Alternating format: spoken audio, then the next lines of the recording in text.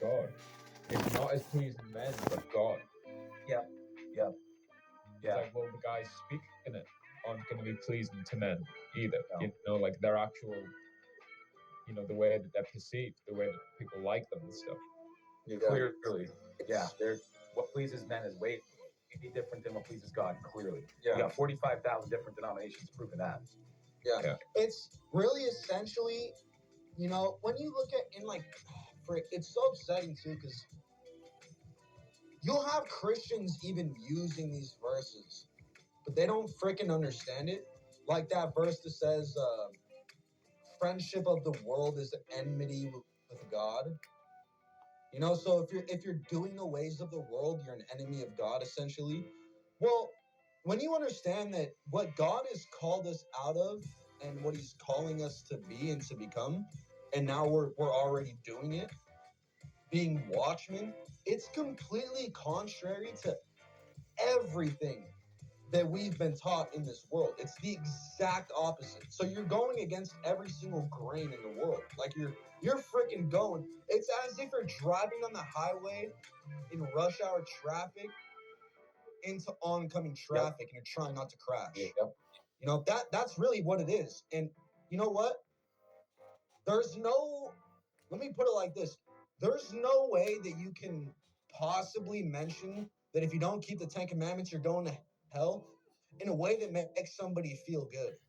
It's impossible. It's not going to happen because the gospel is not going to make anybody, the point of the gospel is to make you feel ashamed so that you can repent and be obedient.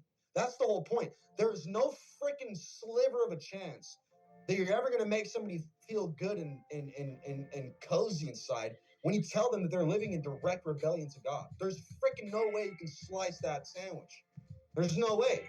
It's coming out straight out of the freaking oven, like hot, salted up. Why do you think back in the day the priests used to salt their sacrifices? That detail wasn't added in there for no reason. God knows what he's doing. Well, because the spiritual sacrifices that are well-pleasing to God now is communication, and he expects your sacrifice to be salted, which is by conviction. Well, you freaking go rebuke a Christian in their lovey-dovey, gentle Christmas Jesus doctrine, watch them show their teeth. That's why you experience persecution. And that's why God's saying, I freaking love every single one of you that's doing my will. You are well-pleasing in my sight. That's freaking incredible. This is our Father that's in heaven. Hallowed be his name. His will be done on earth as it is in heaven. It's